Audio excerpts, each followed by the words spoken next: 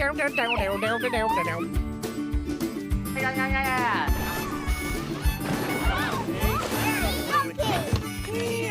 I'm viral. You think I'm gonna get a speeding ticket?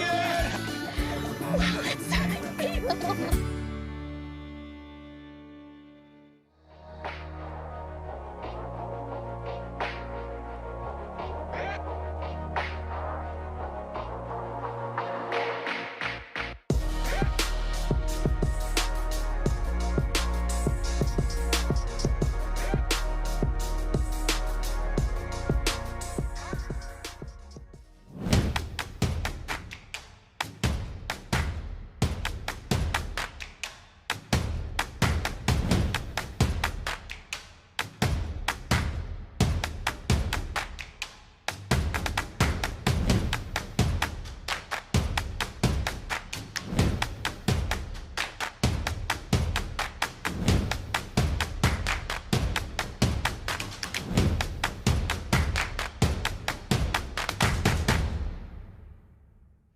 Hi everyone and welcome to day 3 of Screen Forever, the last day of the first and hopefully last digital incarnation of Screen Forever.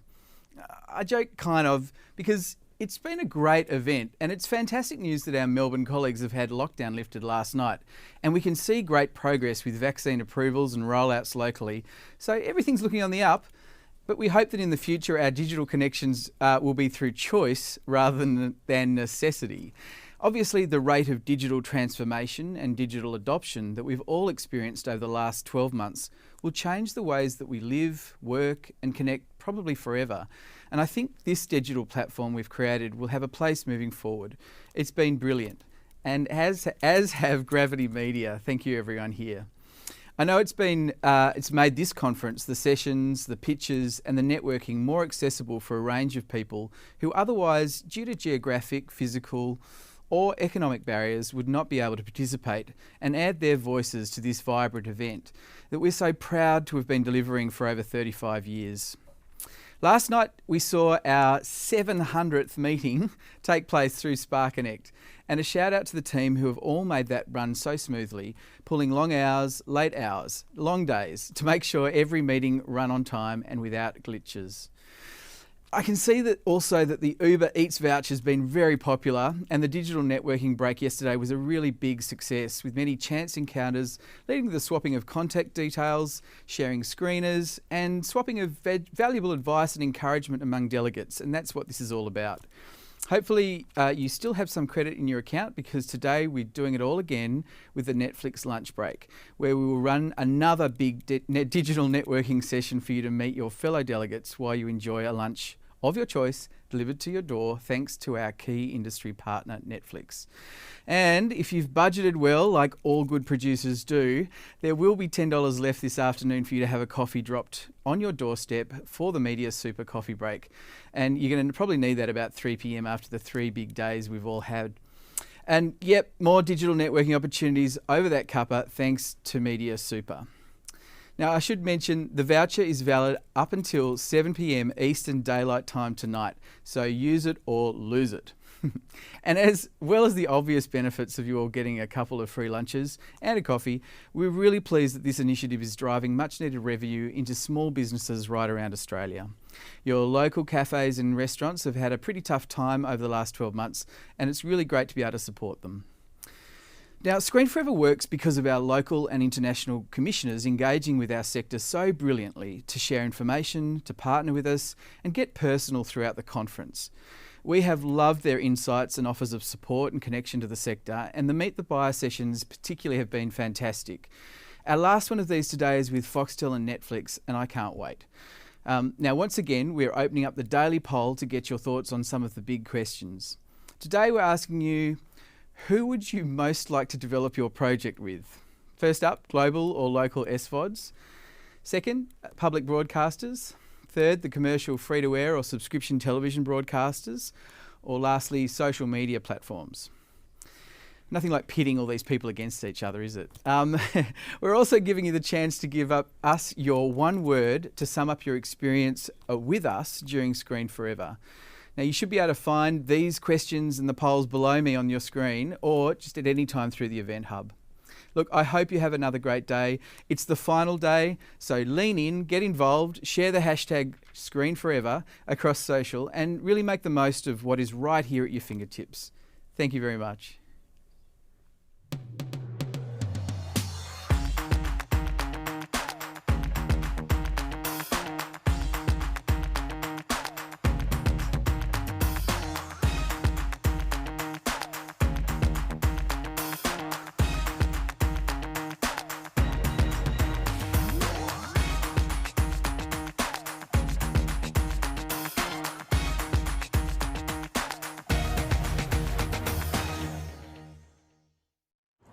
Hi, my name is Kristen Sublis and I'm one half of Like a Photon Creative, a Brisbane production company specialising in animated feature films. This session is entitled Our Kids, Our Future, and this is my kid, and in my future, it's going to involve athleisure wear. Strap in, have a great session, and see you at the next one. So we begin by acknowledging the traditional owners of all the lands on which we work, and we pay our respects to the elders, past, present and emerging. Good morning everyone, my name's Carmel Travers. There has simply been never a more disruptive, challenging and sustained period of change for Australia's children's screen producers than the past year and a half. Not just COVID, the difficulties that it posed, we could share with and commiserate with others, including close colleagues and business partners around the world. People that we'd been working closely with for many years, people we were in the middle of co-productions with. Through the pandemic, friends and colleagues we were looking forward to catching up with at the many markets available, and most importantly, doing business with. But COVID, in one way or another, has been a shared experience. But there was one experience added to that, only felt by Australia's children's content producers. And when it happened, it felt like the rug had been pulled out from under our feet. It was unexpected and it was shocking. For many, it stopped dead conversations that they'd been having with their global partners, and it stopped dead conversations that they were having with their Australian partners. Those first few days and weeks following the government's September announcement to remove any obligation for Australia's 3 major commercial broadcasters to carry Australian children's content were indeed traumatic. The children's sector had suddenly overnight been orphaned by its own Australian industry, an industry that we'd come to be comfortable with. And calls of commiserations came in from around the world. And from Australia, worried emails from writers and directors and artists and designers and animators and board artists and editors and film crew.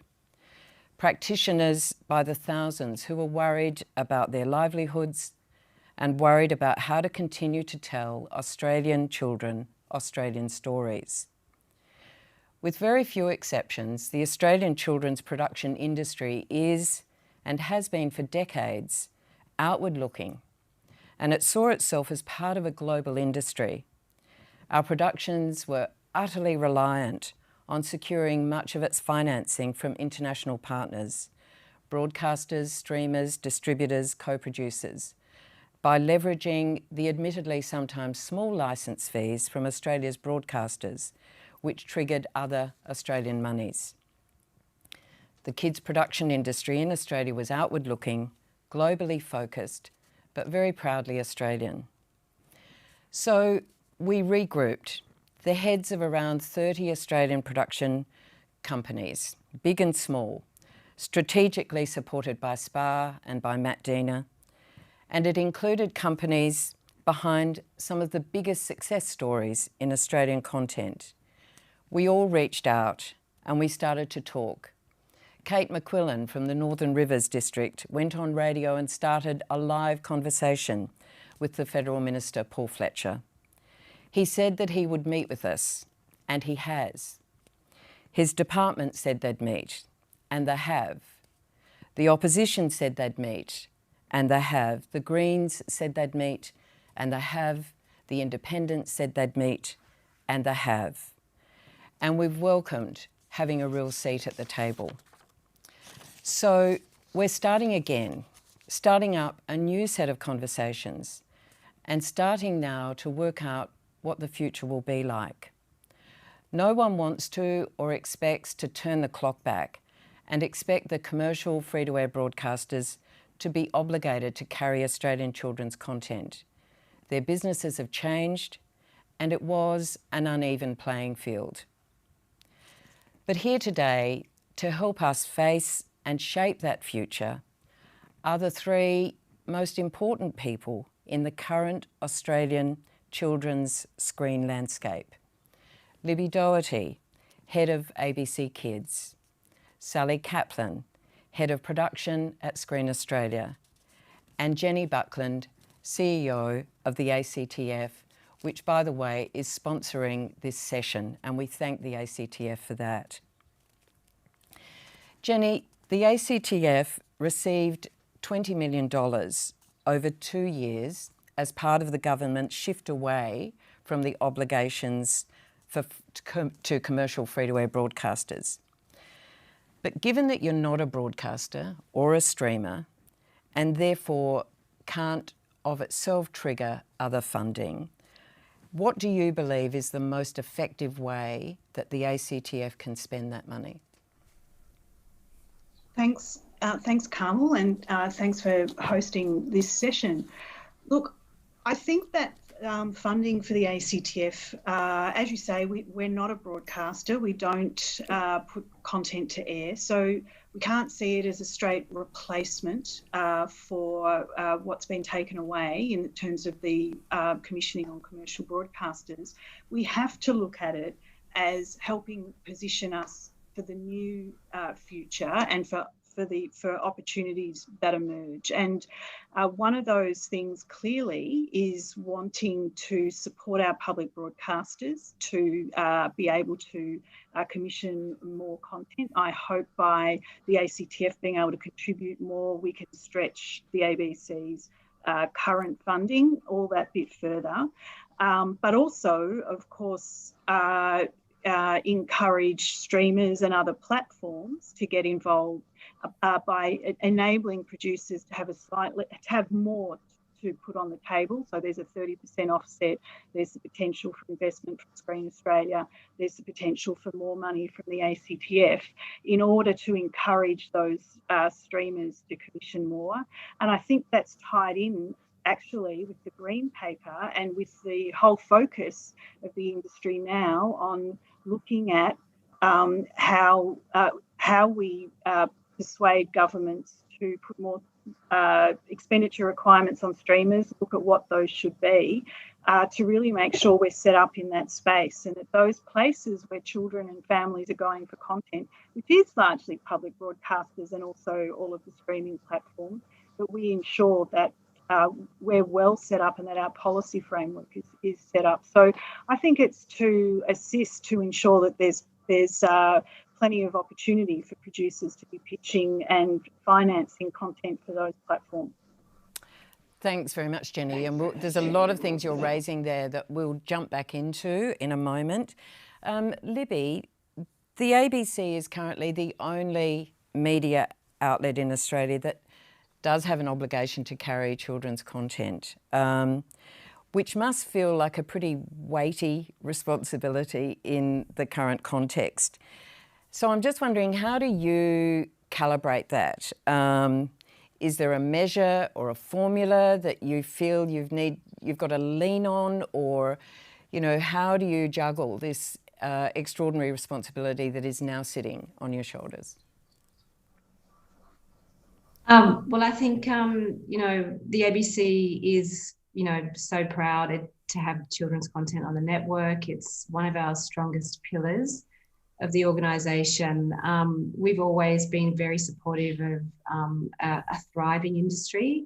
So, of course, yes, we were disappointed with the, you know, cancellation of the quotas on the free-to-airs without something else being in place. So we welcome the green paper process to come up with, as you say, Carmel and Jenny, the new way forward for people, because I don't think anyone in Australia wants the ABC to be the only commissioner of children's content.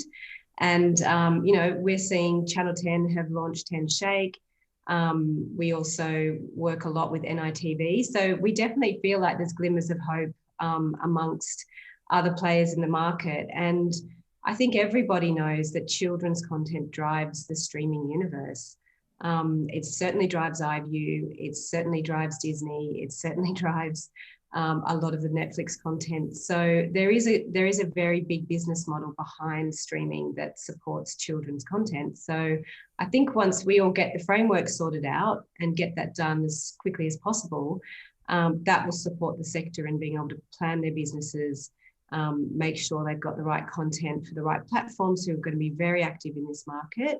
And then we can all get on with the job. We do work with obviously the global streamers in various ways, and we will continue to do so. ABC is very keen to have exclusive broadcasting rights for content for children's in Australia, because we are the home of Australian kids content. But we're very happy to share those rights internationally with global networks, which we've been doing for 30 to 40 years. So in some ways the model hasn't changed, it's just that the players are changing for us in a different way. And again, we'll go back to some of the streaming issues in a moment. Sally, as part of the government shift in policies and some of the reforms, Screen Australia received a package of about an additional $30 million plus a $3 million development fund. It's true that a lot of children's content hasn't been able to tap into Screen Australia monies because of the various thresholds that were difficult for them to achieve in broadcaster licence fees. Do you see guideline shifts at Screen Australia that might make Screen Australia monies a bit more accessible to producers? Certainly. I mean, we have 15 million over 2 years, so 50 million a year, which, the problem we have is that every single sector is looking at us and saying, great, we'll have most of that, please. Sure. And I have a lot of sympathy with that view because, for example, documentary has been really hurt by the offset changes. But children's programming has always been a priority for Screen Australia. I mean, it's like the building block. If you don't get kids watching and wanting to watch Australian stories and hearing Australian accents, why would they care later on? And I think there is, certainly from the UK where I came from, there was a shift whereby kids would play acting with American accents, and that's something we think is really important. And one of the things we changed when I first got there was to say, if it's not an Australian voice, you're not eligible, go away. So predominantly Australian voices. So we really feel that there's been a lot of debate about the minimum licence fees. They've been there, certainly since I arrived, and there's a sort of a split of opinion. Some producers say they're too high, no one's going to commission you, have to incentivise them, and other producers say you have to keep the minimum licence fees there, otherwise broadcasters understandably will say, well, we're not paying 100,000 per half hour, but we'll give you 75. So there's many ways we can, and we are talking a lot about that, looking at the minimum licence fee and some flexibility. And I know the Australian children's producers have said, well, could you have the full license, minimum licence fee for a commission, certain amount, less for an enhanced acquisition, and less for just a straight acquisition. And I think that's all open for discussion. I can't say I've got the answers now, and depending on who you talk to in the sector, they all have a different view, and so that for me is slightly confusing. But I think we can work out something that will work for Libbie and other platforms, and certainly I feel very, very encouraged because I think the quality of Australian kids shows is great. I mean, it's really strong, and just watching the panel yesterday with particularly with Deirdre Brennan and Jane Gould, they're all saying the content is fantastic. And we want to do things with Australian kids producers because they're really smart and they're good and they're creative. And they've got subsidies, and that was a big thing. Deirdre made a big point of that. It's not just the subsidies that bring them here, it's actually the creative. It's the great ideas, but it's also the money. Yes, so the greatest ideas in the world can stay on the floor if they haven't actually got any money behind them. And so I think that's always been that tug of war. And I think some of the challenging moments for producers probably with the Screen Australia guidelines, that my understanding was that they were there to act as a bit of a lever or an incentive to the broadcasters to raise their licence fees and meet that. But in more recent years, that wasn't happening. So that tiered structure sounds like a terrific thing to be talking about in the future. Absolutely. I'm sure producers would agree with that. I think you have to seize the moment, and you suddenly realise that things have been static for far longer than they should have been. So this is an opportunity with all the disruption, and I know that's a real blow to kids producers, the quotas or the content regulation, well, basically been totally diluted, if not absolutely gone. But it's a moment to say, OK, this is going to bring about a shift. Indeed. Let's talk about it. Let's find out what's practical and what works best for all. It won't work for everybody. You can never find something that's perfect for everyone.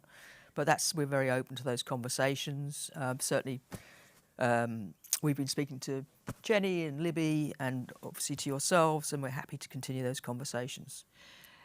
I think you're right about disruption. You know, disruption can be a healthy thing, and change is a healthy thing. And it's probably made a lot of people look very deeply into their own businesses and what is the best way to adapt to the change. Jenny, I wonder if you could speak a little bit more about that. And we do want to get on to the SVODs. I think that's a really important thing for us to be discussing. But just in broad principles at the moment, just that kind of process of disruption, change, you know, giving everyone a bit of a shake right across the whole ecosystem. What positives do you see right at the moment? Okay, that's really interesting, and because it's been something we've been incredibly impressed by, how very quickly, as you say, very distressing for producers who particularly worked in the commercial space, but how quickly the conversations have turned around to people really thinking about you, Libbie, actually, and you know, looking at the difference in the kind of content that the ABC is commissioning, really thinking about that, perhaps thinking about that in terms of the children's books that they're going and looking for, really taking on the requirements that the ABC is looking for now in diversity and inclusion. There's a lot of, we've had a very big call on our development funds. In fact, we've pretty much almost squeezed it dry until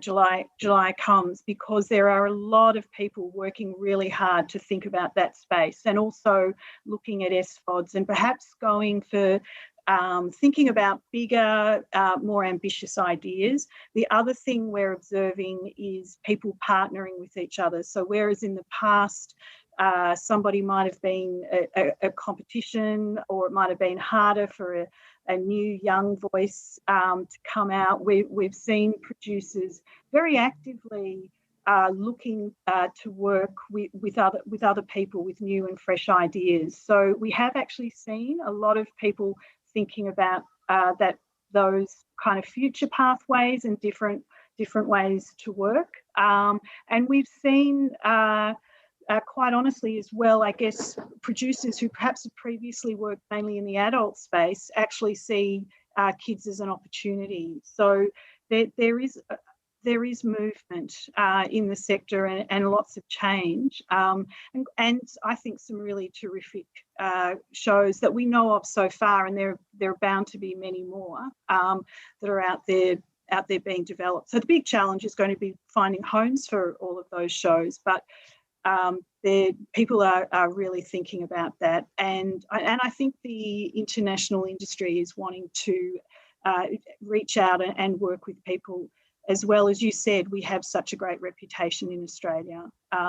So it'll be finding new ways to work. And can I just make a comment about those low license fees that commercial broadcasters were paying? They were paying those in the context where they did have to do 32 hours a year or whatever it was, and they weren't particularly keen on it. So they drove those license fees down. Because people are now thinking on a slightly more ambitious scale, and it might be that there's fewer, bigger shows, particularly on commercial platforms, I'm not sure that we should assume that they will only pay low license fees now. I think if it's that they're commissioning a show because it's really working with their strategy to attract a family audience, for example, perhaps we shouldn't automatically assume that the license fee they'll pay will be the sort of rock bottom that they were trying to get away with previously. Indeed, but maybe, as you say, the audience objectives are somewhat different, so the demographic is wider that the show is targeting. Just with your reference to, or throwing over to Libbie, looking at the absence currently of what one might describe as sort of very commercial content, that's probably still a very difficult thing for you to say yes to, is it, Libbie? Not that a lot of your content isn't also commercial or becomes very commercially successful, but there's still probably a kind of mandate that you need to reference. Is that correct? A public broadcaster mandate.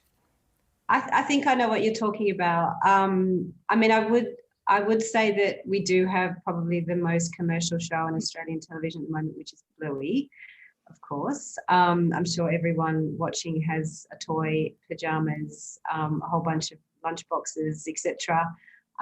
So I think it's, I think what you're talking about is projects that have more of a commercial outcome built into the creative than probably where we're coming from, which is creative first, and then usually if a show hits its mark, which we obviously hope they all do, something like Bluey hit its mark, it then drives quite a big commercial pipeline off the back of it, which is run by BBC Studios, obviously, not the ABC. But yeah, I guess for us, what drives it for us is audience engagement. So we're driving towards iView in the next 5 years. David Anderson announced that last year. The ABC's 5-year plan is really about building our streaming platform. So we all know the kinds of content that works on streaming platforms. We're all well versed in it now. We're living in that universe. So we will be looking for shows that absolutely land in that space because that's where families and that's where kids are. That's our primary audience going forward. Obviously, we still run our linear channels because we offer content to children who are from all kinds of backgrounds, and not everybody has 3 to 5 streaming services at home. Some families don't have them at all. So it's imperative that we provide a free service to children, to all Australian children. So we will continue to do that. But obviously, in terms of the artistic direction and creation of a show, we're looking for content that works incredibly well on a streaming platform. And yes, it does have to fulfill, like, I guess, the ABC Charter, if you like. We have our editorial policy guidelines around children's content. But we think there's a whole lot of flexibility in that. And I would say in the last sort of 5 years or so, we've really, we're pushing up against all of that as hard as we can. We push up against the PG boundary as best we can.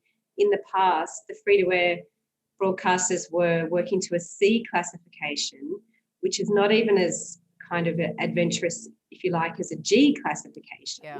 So we've actually feel like we've got pretty big remit within those guidelines and within classification to make the kinds of content that kids want to watch. And then obviously it is the producer and the distributor's responsibility to make that big merchandise pipeline work off the back of it.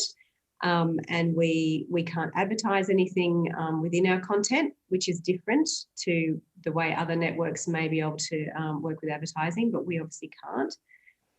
So yeah, I guess that does change the flavour slightly. But you know, I'm not sure that children necessarily want advertising within content anyway. So, you know, I don't see that happening in the streaming platforms. They're not all of a sudden putting Coke cans hidden in shows or anything like that. They're kind of honouring, you know, the beauty of the content first, which I think is really what's going to make content stand out in this market. Whether it's for us or whether it's for other parties, everyone's looking for high quality, excellent story skills. You know, the pace of narrative and complexity and interest in children's drama and comedy particularly has just grown exponentially. And that's because, you know, we're responding to what our audiences want. They're super well versed in story, and they're watching globally. So our content has to stand up against that field as best we can. And then, of course, they're also digging into platforms like YouTube, which is, you know, one of the biggest platforms for children, where the quality is completely low, but it's completely user-generated, and that's what they're loving. So we have to provide a point of difference as buyers to that platform, and to obviously the other streaming platforms that are going to be in Australia at the same time. So I do hope there's going to be room for potentially the more commercialised content that I think you're talking about, Carmel, that maybe would have been more attractive to the 7, 9s and 10s under the original quotas. So let's get on to the big elephant in the room, if you like, which is around the SVODs. And we all know that as a result of the Green Paper coming down, that the government is giving serious consideration to mandating obligatory Australian content spend. We don't know whether there'd be, you know, exactly what the formula for that might be, but it does seem to be a universally supported concept that is likely to be introduced in Australia. How much of a game changer do you think it might be? I'll throw it over to you first, Sally. I think it will be a real boost, and I think that it's already happened in Europe, as you know. I think the European Union, yes, something like 30% of spend across Europe has to be. And it's on the table in Canada. Yeah, and yes. Canada and in France, they've got their own little bubble there where they think it's 15% or something there. And I think, so the SVODs they recognise, they probably hate it, but they recognise that they have to do that, and it's part of their business model now. They accept that they have to spend it on local content, and it probably makes sense because obviously Australians want to watch Australian content more than perhaps somebody in Ukraine. I'm making it up. So I think it is a game changer, and I think it's exciting. We've already seen particularly Netflix here co-commissioning with ABC and very interested in wanting to get that content, Australian kids content. Yes. And I don't know, have the numbers at hand, but I know that a lot of kids are watching Netflix kids shows. I mean, probably some of the adult shows, the one where they can get access. But so it's a platform, and I think what we have to remember, and it's you know, I think it's really bad that the content regulations for kids has gone, but in a way, it's really important to us that kids are seeing that. And then there was a point at which the multi-channel, you know, the commercials were burying it on the multi-channels, and you think, well, it's great that it's triggered work and it's leveraged perhaps overseas revenue as well. But at the same time, one of the things in the mix is for us is, are Australian kids seeing this content? And obviously iView and ABC Me is great, and it's really getting out there, and parents feel safe in that space with what their kids watching, and now Netflix is coming in and YouTube Kids, so it's good that it's getting seen, not just in Australia, which is the priority, but globally as well. And one of the points made within the Green Paper is discoverability. So I think that's extremely important. Jenny, you're obviously a big supporter of the notion of obligatory Australian content quotas for the streamers. Can you talk sort of broadly about that? Yeah, I think it's critical, not least because those kind of quotas are being applied all around the world, and if Australia doesn't do the same thing, then clearly the focus will become on meeting quotas elsewhere. I think it's right. It's very important that we get the number right. And I don't know if people saw the first session this week after the minister's speech, but Fiona Cameron from ACMA gave some really good tips to the industry, I think, about looking at that overall percentage. And, you know, the proposition in the discussion paper is 5% of revenue in Australia, and she sort of talked about what that might be, and ensuring that we actually come up with a percentage that makes a significant difference. I think you're absolutely right to also point to discoverability, so that that content isn't buried and is very available and visible to audiences. I can't see why anyone wouldn't want to make it very visible. We notice, even on Netflix's social media, when they have Australian children's shows, they're very good about actually making that clear. They obviously know that people want to watch that show. Sometimes at the moment it's windowed with the ABC, so they've really got to jump in and make sure you know that it's their turn, that you can see Little Lunch or not. I think Little Lunch is not on Netflix, but The Investigators, or whichever one it is, they will make that clear. I think that's really, really critical, and it's a great opportunity for the whole industry to respond as one on that question. There isn't in the discussion paper anything that suggests a proportion of that proportion should be spent on children's content. That might be something that those of us in the children's area want to look at, as to whether we want to absolutely 100% ensure that a space is carved out that includes children's content. And given that we lost the quotas on the commercial broadcasters, I think that would be a pretty sensible argument to make, and probably to try and persuade the entire SPA body to agree and support that proposition as well. And I mean, we do have a lot of diversity within the SVOD services, the global SVOD services as well. They're not sort of monoclonal, and they've got, you know, very different program and content objectives. Is there room for optimism, do you feel, therefore, that within that very kind of pluralistic and diverse Australian production ecology that we already have, that with that changing obligation and the SVODs being brought more into the Australian landscape, that we will have a diversity of content represented? Yeah, absolutely. I mean, they are, as you say, they're all very different. They have quite, on the one hand, they're very different, but they're also, I'd say, a service like Netflix itself is very broad in that it will have animation that it's quite commercial animation in the style that you're talking about. It'll have other kinds of content, factual content for children, as well as high-end drama for children, comedy for children. So I think even within some of those services, but then you've got services that have a particular style, perhaps a Disney Plus.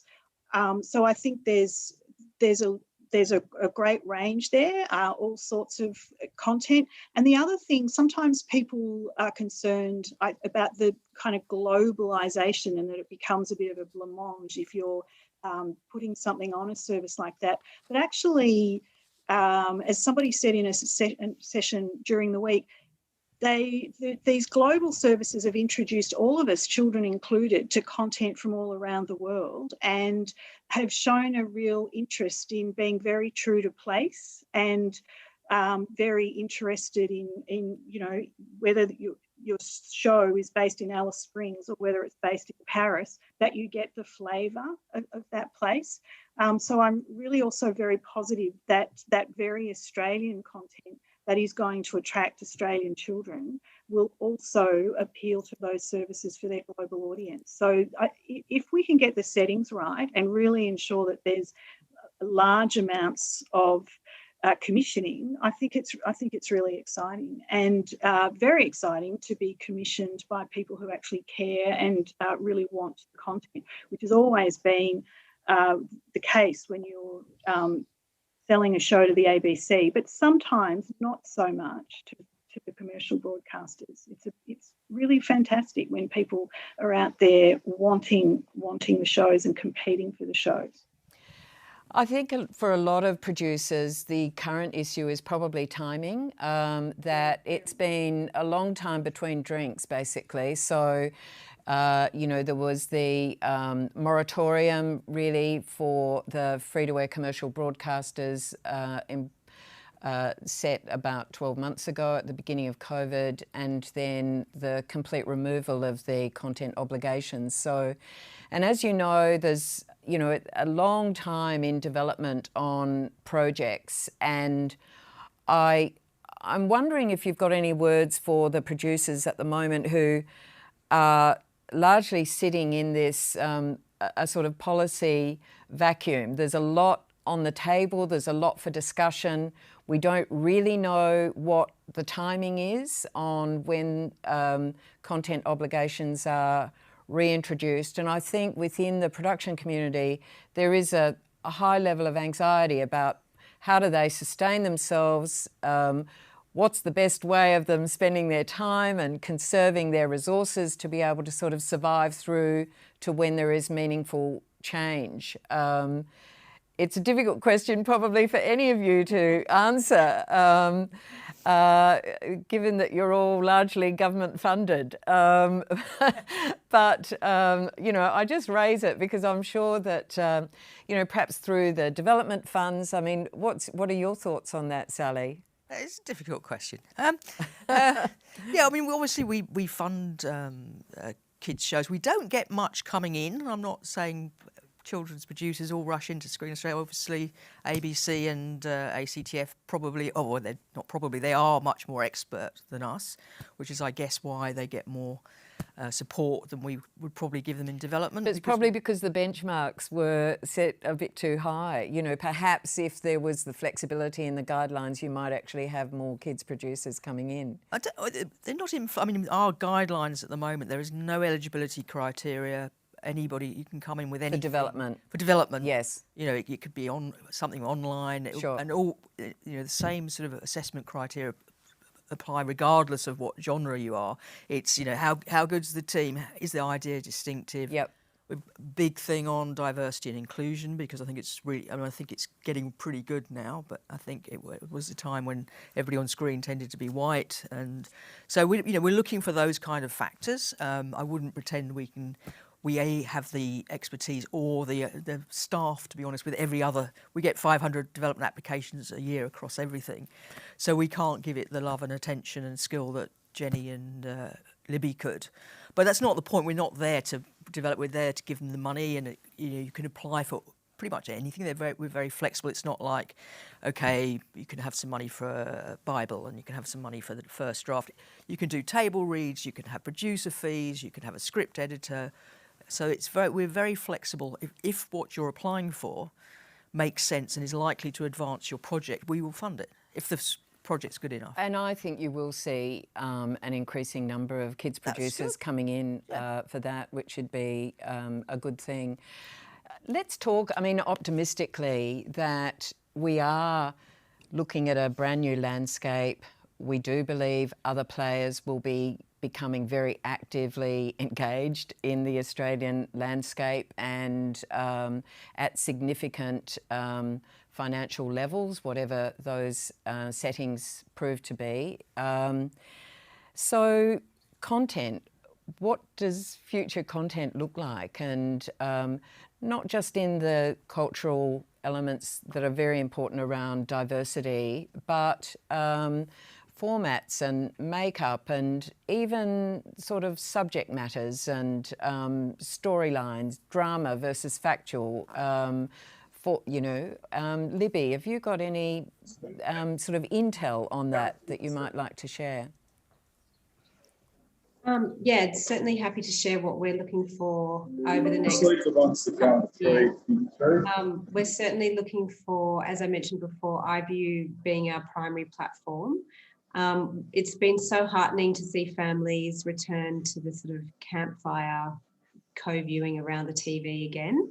Probably 3 or 4 years ago, we would have been more talking to people about, people on tablets sitting in separate rooms of the house, doing their own thing, and it's been very heartwarming. I think obviously off the back of COVID, even before that, we saw people coming back together around the big screen.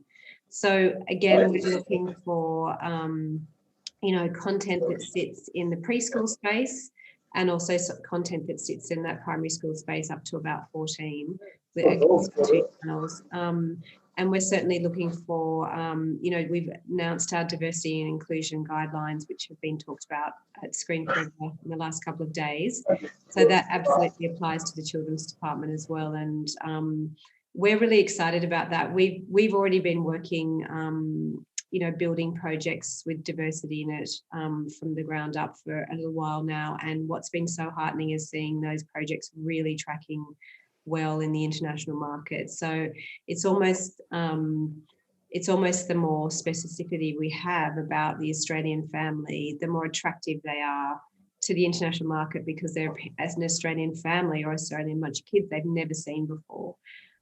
So we're certainly looking for a contemporary lens on Australia. We want things that are forward thinking. Bluey is a great example of that in the preschool space. It's very funny. It's really about a family and their relationship with each other. It's an authored show, so it comes from a very interesting point of view. So I think those projects where the voice of the creator is very strong are going to be very attractive to buyers, and especially to us, because it really gives them the entire production a view to follow as they work up the series. So we've got a few projects like that that we're developing at the moment. Great. But we're always looking for the broad range of forms. So there's preschool animation, preschool live action, comedy and drama is like core audience for the ABC Media audience. Innovative factual. So we're looking for, exciting factual ideas for the upper primary school space.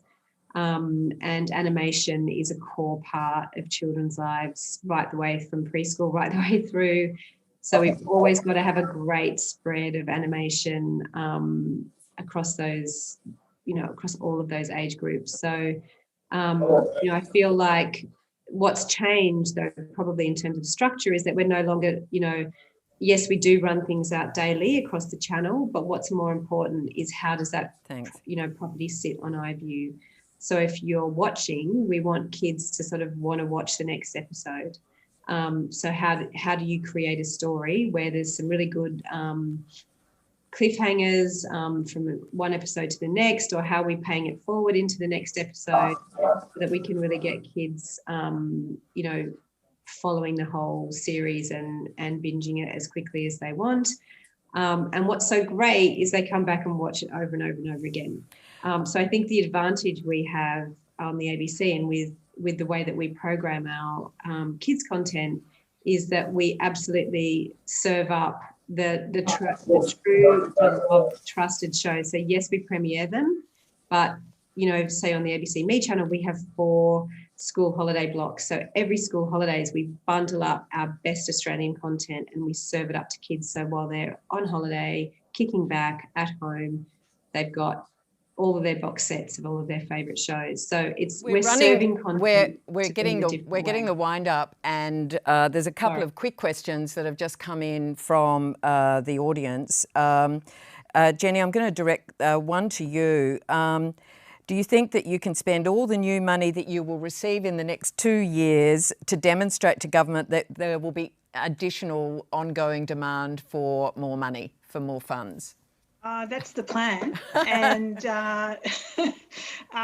initially, $10 million a year seemed like quite a lot of money to spend, but very quickly it doesn't. Obviously it depends how much we put into a show, but if a couple of people have sort of posited, is $3 million possible? Well, that would mean 3 shows and a whole bunch of development and little things. So yes, the plan will be to spend it on as many different things as wisely as possible. There'll be a combination, therefore, of larger and smaller investments, but definitely to demonstrate the demand and also the impact and how much it has helped. We'll be are working very hard to demonstrate that. And we'll be working very hard to help you spend all of your money, Jenny, and very I'm much counting on it. and very much support continual cash flow for you. Hopefully over a 5-year time frame, that would be even better probably for some planning. Look, the session's gone so quickly. Thank you very much, Jenny Buckland, and to the ACTF for sponsoring the panel. Libbie Doherty from the ABC, thanks very much, Libbie, and Sally Caplan from Screen Australia. And thanks very much to the audience. I hope that that does give you some encouragement for the future. The landscape's going to continue to change, but we anticipate that it will be energetic, vibrant, very diverse, and ready to do deals with you as producers. Thanks very much, everyone.